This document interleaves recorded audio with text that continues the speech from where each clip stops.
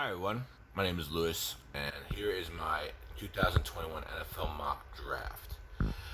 Here it has trades.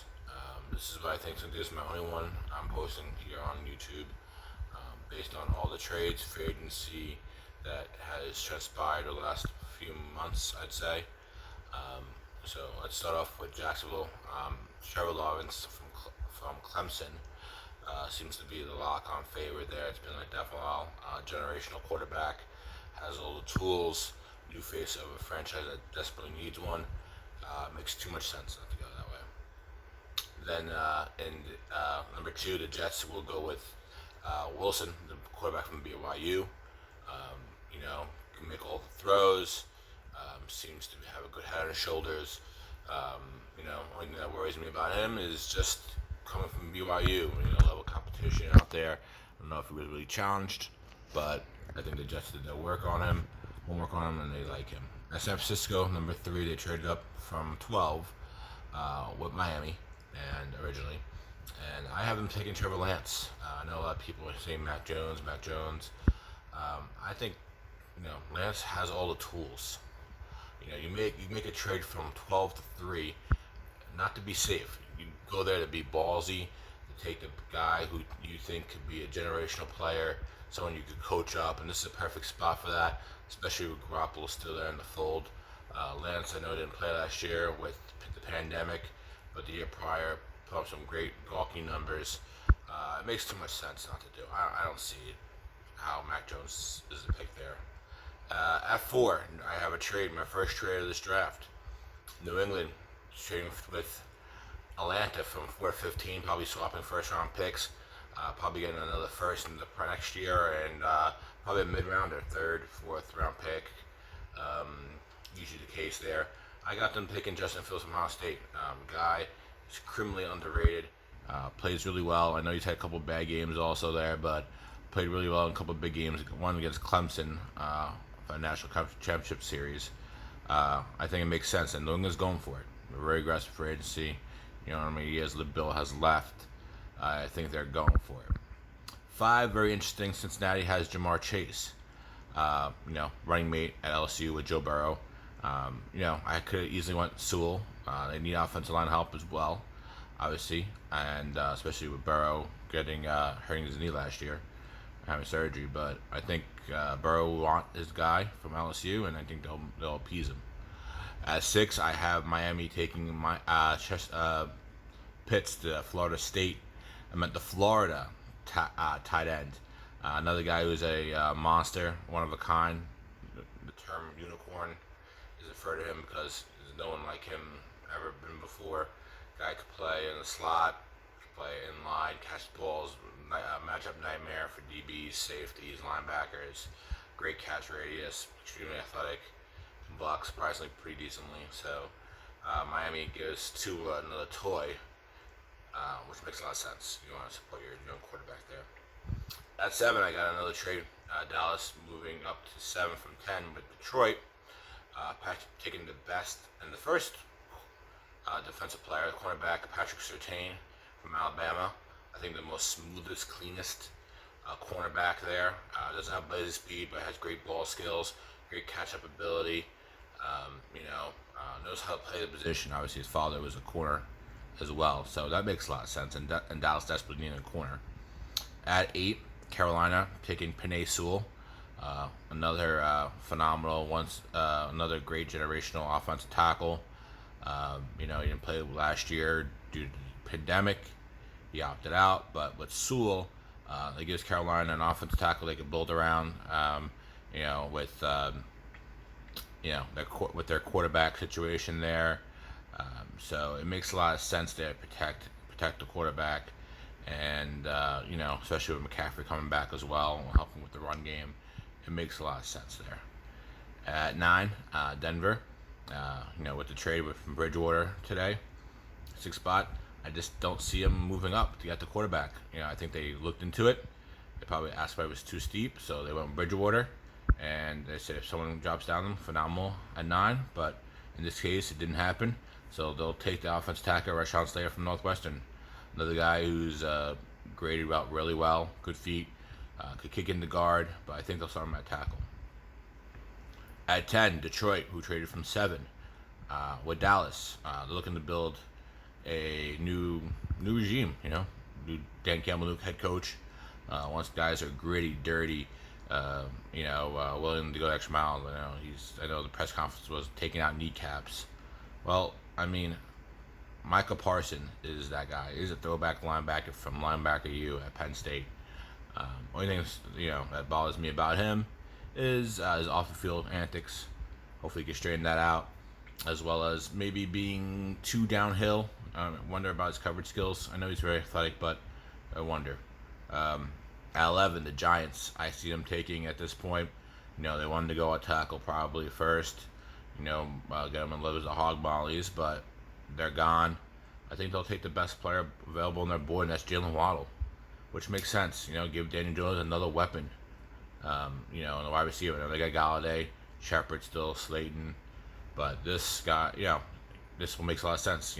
Giving Jones another target, and next year, the following year, probably get rid of Shepard and Waddle fit in. So it makes too much sense at this point. At 12, Philadelphia, I have them picking J.C. Horn, another second generational football player. His father being Joe Horn. Horn is one of the better cornerbacks, especially man and press. Very physical, has a good swagger about him, and really good cornerback. Great ball skills, breaking up abilities, and Philadelphia desperately needing another corner to put with Darius Slay. So that makes a lot of sense. At 13, I have the Chargers picking up Darisaw, the offensive tackle there at Virginia Tech, building around Justin Herbert, because Herbert was under duress most of the last year, and nothing better than an offensive tackle to help out a quarterback in his performance. So that makes sense. At 14, Minnesota, I have them picking the Heisman Trophy winner Devontae Smith from Alabama. I mean, I know they have 2 really good wide receivers already, but I wonder, just keep adding people, adding weapons to Kirk Cousins, and it makes a lot of sense. Especially you need 3 wide receivers that start quality, and that just fits that mold. So that makes a lot of sense there. Atlanta, I have Atlanta taking Bateman, wide receiver from Minnesota. Makes a lot of sense there. I think Atlanta's eventually going to trade Julio. Bateman could step in, take his takes his shoes in that role, especially with Jones kind of getting older, salary going up. Atlanta's payroll and cap number is really high, so that makes a lot of sense there. At 16, I have Arizona going with Newsome, the cornerback from Northwestern. He has excellent ball skills, great hip movement. Some people think he might be the best corner out of draft, kind of, as a sleeper. I like him. I gotta replace Patrick Peterson, so that makes a lot of fit there. I have Las Vegas taking Elijah Vera Tucker, the offensive lineman from USC.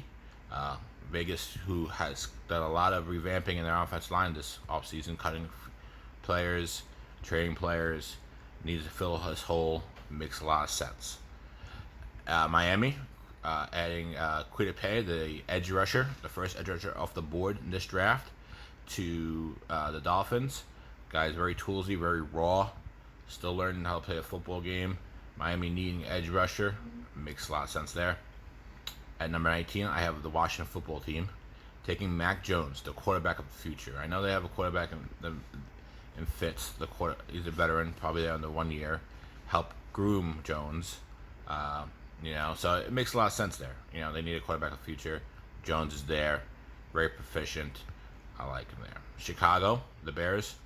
I kind of gave him the best player on the board, which is, that's a weapon. And the wide receiver Marshall from LSU makes a lot of sense. Very tall, very lengthy, very fluid with double moves and stuff like that, and running routes. So I gave him that. I gave him Marshall. At 24, I have the Colts taking Walker Little. I know he didn't play last year because of COVID, but he is an excellent offensive tackle, great feet, You know, 2 years ago played really well. You know, so he has a raw skill set to play the top position, and they need to replace Costanza at left tackle. So I have Indy getting him. At Tennessee, another second generation cornerback. I have a Tennessee getting Asante Samuel Jr.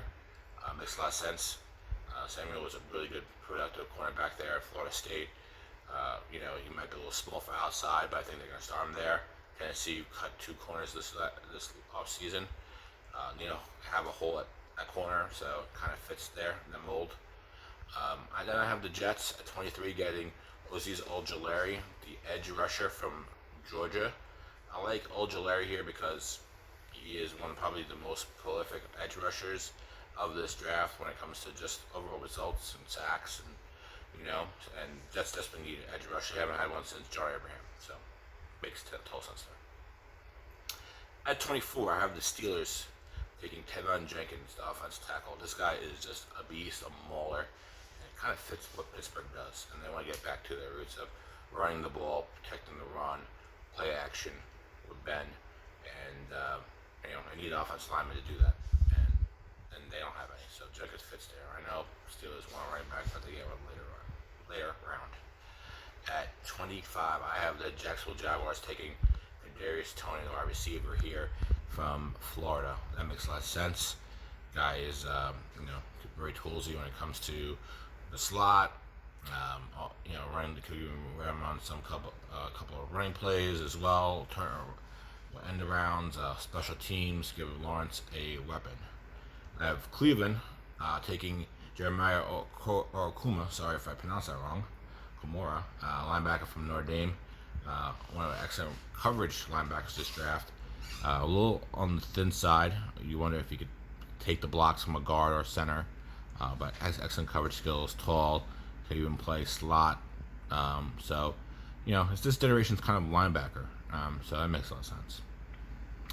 Baltimore, I have him taking Jason Owe, the edge rusher from Penn State. Good motor, good skill set. I know that Baltimore lost Judon over the offseason, so kind of Owe fits that mold of replacing him. So I like that fit. Nolans, I have Nolans taking a risk here, taking Caleb Farley, the Virginia Tech cornerback. Even though Farley's come back with a couple of back procedures and his health being kind of iffy, to say the least, Nolans desperately needs cornerback help. And Farley, before all that came out, was rated number 1 or 2, who you ask, in this draft at corner. So I think they go for it, and they take Caleb Farley here at 28.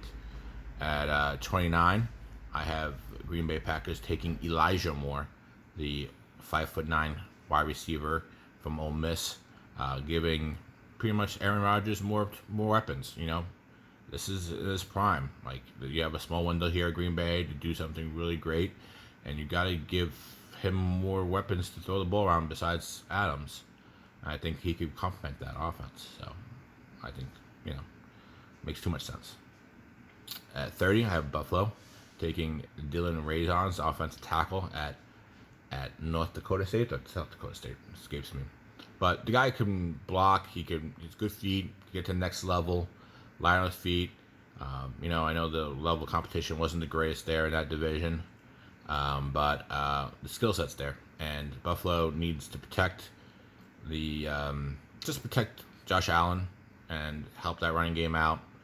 And so, you know, I think Circle hits a square there. And at 31, I have Baltimore taking Alex Leatherwood. Oh, I think is really underrated as an offensive tackle, offensive lineman. He could start a tackle, definitely work in a guard. But I would start him a tackle. Baltimore, who traded earlier this draft, this week, Orlando Brown to Kansas City. And so it fits there. And Leatherwood, who played in the SEC, has a lot of experience, moved in all different positions at his career at Alabama, and he's just a winner. And it's a good guy at 31 to get. At 32, Tampa Bay could have led a lot of different directions. Could have got a wide receiver, especially with, you know, Godwin on a franchise tag. Antonio Brown back for 1 year. Could have gone safety. Could have got D tackle. I mean, Barmore was there, D tackle.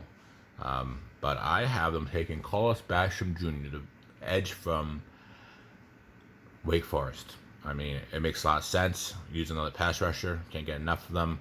get to the quarterback. JPP's getting a little older, a little more injury prone. Shaq Barrett, same kind of way. I know they just re-signed him, but it's always good to rotate edge rushers, keep someone fresh, get to the quarterback.